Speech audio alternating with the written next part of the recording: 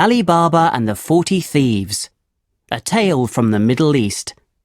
Adapted by Jill Munton.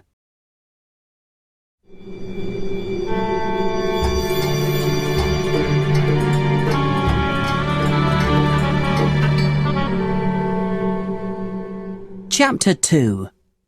Trapped. Was Kasim happy for his brother?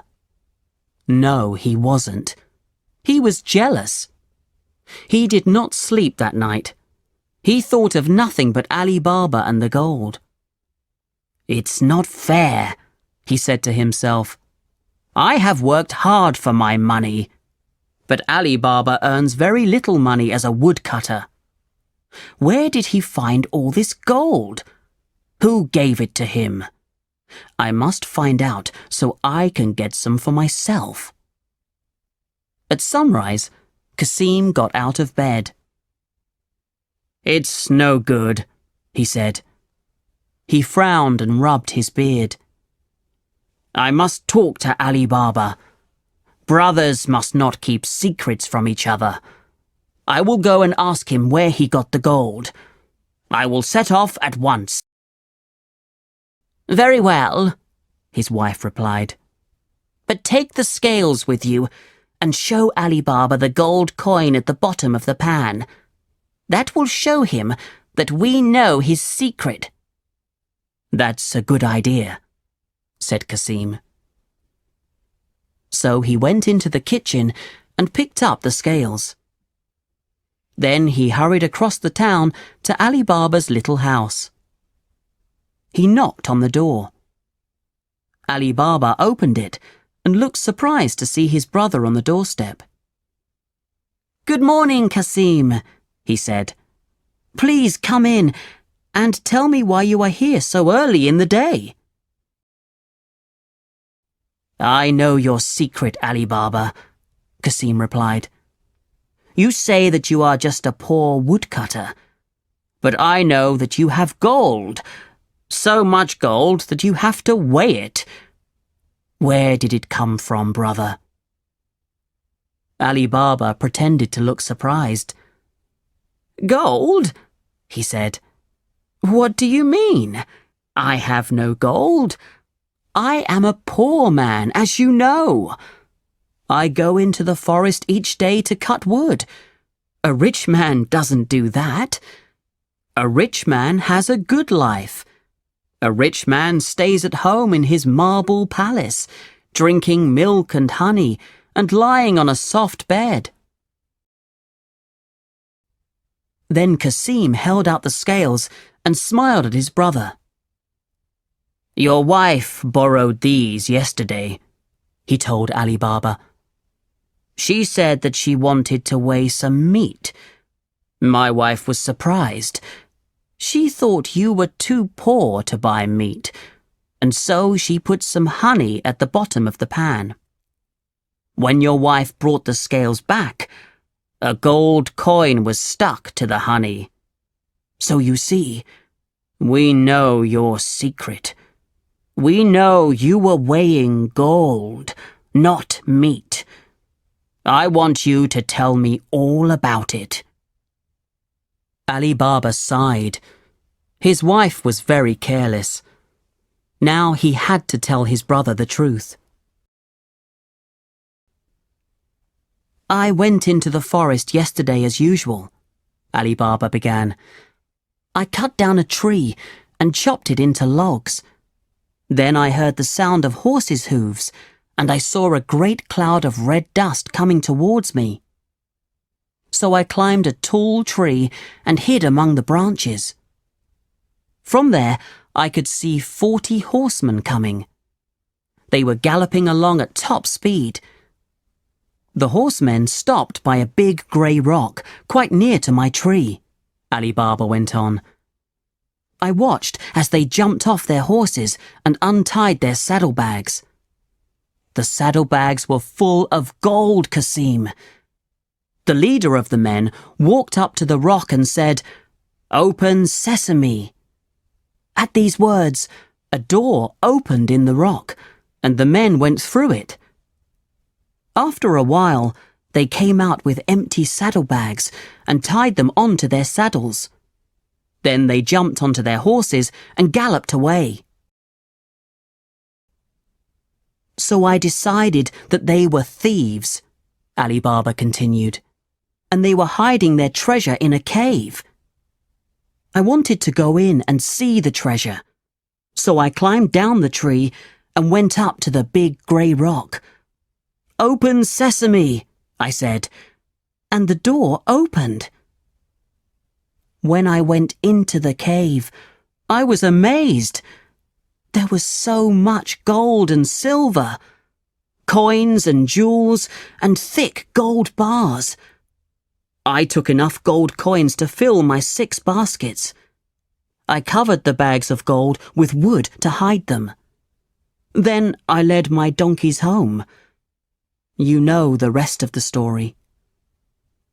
"But I want some gold too," cried Kasim. "Tell me where the cave is, Ali Baba. I'm your brother. Let me share your good luck." "I will tell you where the cave is," replied Ali Baba, "if you promise to keep it a secret.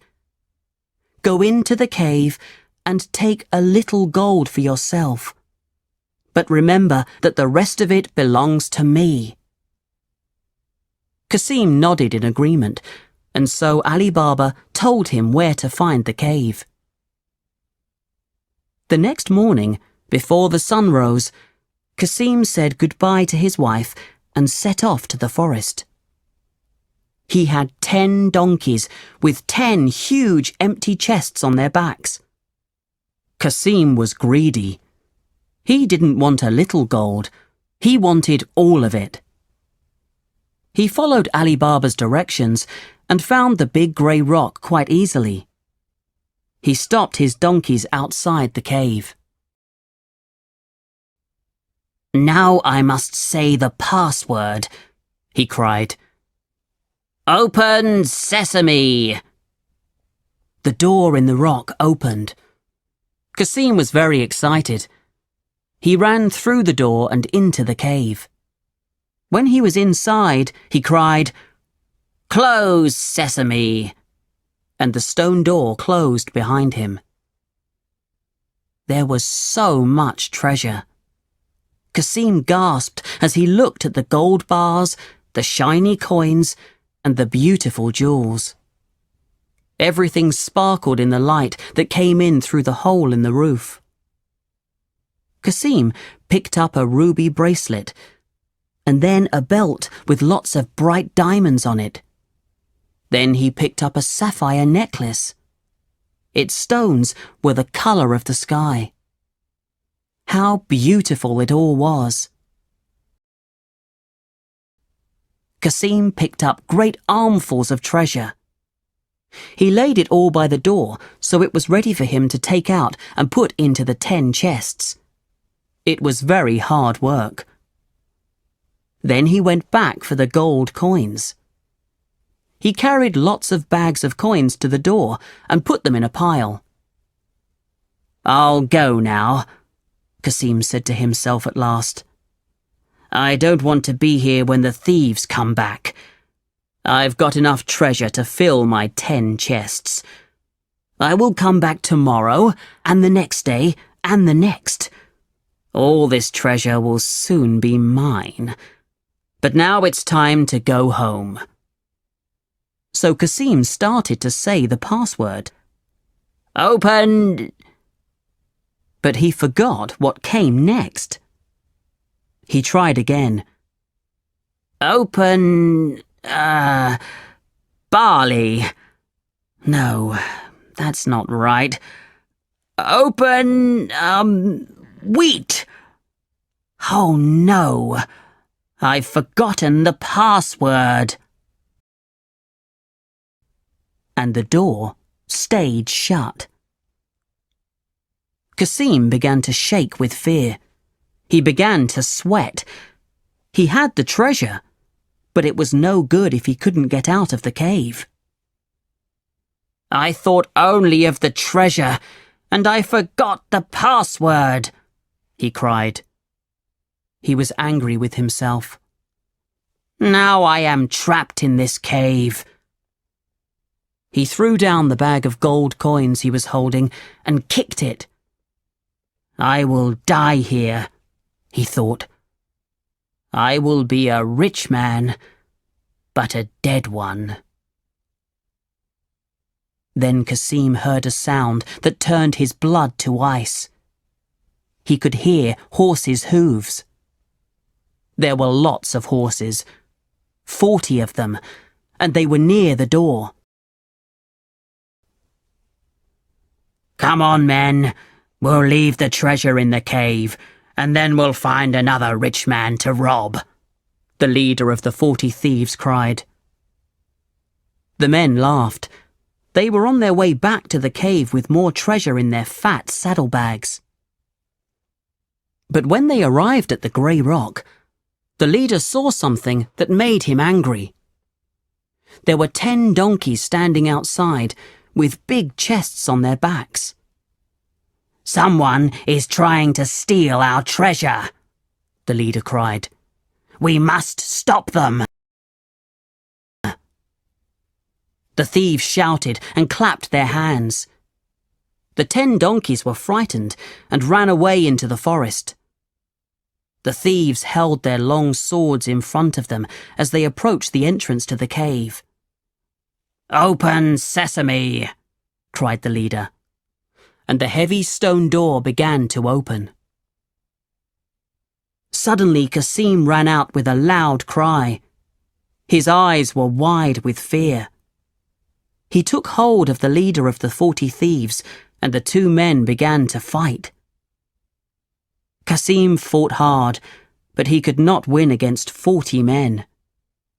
At last, one of the thieves stabbed him with his long, sharp sword, and Kasim fell down dead. The 40 thieves left Kasim on the ground and went into the cave. Look at all these bags of gold by the door, cried one of the thieves. That man was planning to take them away in his 10 chests. Did he work alone? Asked the leader. Some of the gold coins are by the door, but others are missing. Maybe more than one person has been in this cave, stealing our treasure. 2 men have found out the password. But what can we do about it? Asked one of the thieves. We have killed one of them, shouted the leader, and we will frighten the other one away. He will not dare to steal anything from me. He raised his sword in the air and marched out of the cave. Take this man's body, he told his men, and hang him from the roof of the cave. His body will be a terrible warning to anyone else who comes here. So the thieves took some rope and hung Kasim's body from the roof of the cave. It was a terrifying sight. Then they closed the door and jumped back onto their horses. We've got a cave full of gold, and we'll soon have more, laughed their leader. Then the 40 thieves rode away.